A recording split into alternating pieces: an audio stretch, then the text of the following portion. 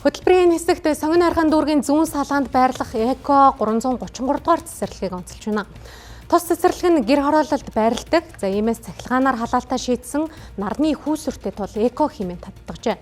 Мөн дээвэртэй зүлэг тарих боломжтой, нэгдүгээр давхартаа жимс хүнсний догоо тарих хүлэмжтэй гэдгээрээ онцлогтой байна.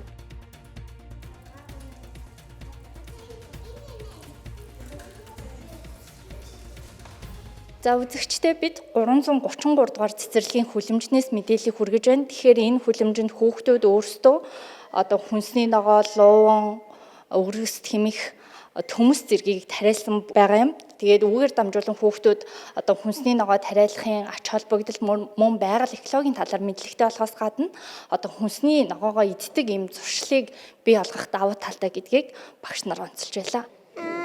Гүдэрти. Тарихад хэцүү байсан уу? Одоо ингээд тарьсан юуны ургахыг ингээ харах ямар сан идэж байна? Гар. Төмсийг яаж тарьсан бэ? Үлээл. За ямар ногоог үрээр тарьдаг, ямар ногоог үрсэлгээгээр тарьдаг юм бэ чи мэдэх үү? Бидэн. За хүчтэй тайлбарлаад өгөөч. Төмсийг үлээл тэн. Тэгээд пентелиг үсэлгээ. Доор суулгаж агаад усалцаар агаад ургасан.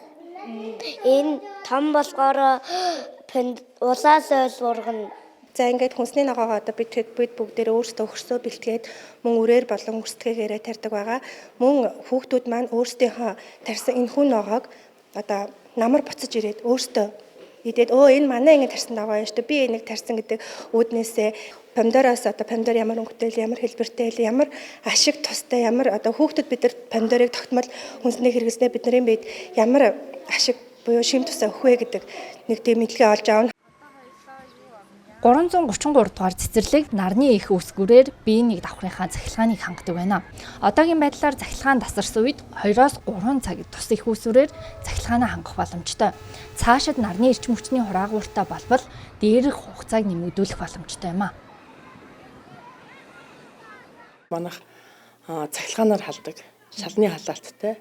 Дээрээс нь цэцэрлэгийн маань бодволд галтгооноос бусдах тэр бодволын хэсгүүд нь бол панелийнхаа гэрэлтүүлгээр ингээд их усвэрээр бас гэрэлтдэг. Тийм онцлог давуу талтай байна. Хүлэмжний маань талбай жижиг тэгээд гадаа талбайтай болчих юм бол өргөн хүрээгээр талбайгаа ашиглаад нэмэлтээр хүнсний ногоогоо гадаа тарих тэр тал дээр бас анхаарч ажиллана гэж бодож байгаа бид. Мөн дээвэртэй зүлэг тарих боломжтойгоор барилгын зураг төслийг төлөвлөсөн.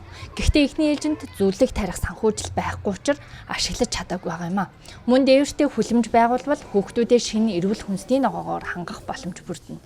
Тус цэцэрлэгийг Азийн хөгжлийн банкны эдийн засгийн хүндрлийн үед боловсролын чанар хүртээмжийг сайжруулах төслийн хүрээнд 2.4 тэрбум төгрөгөөр барьж ашиглалтанд оруулсан байна.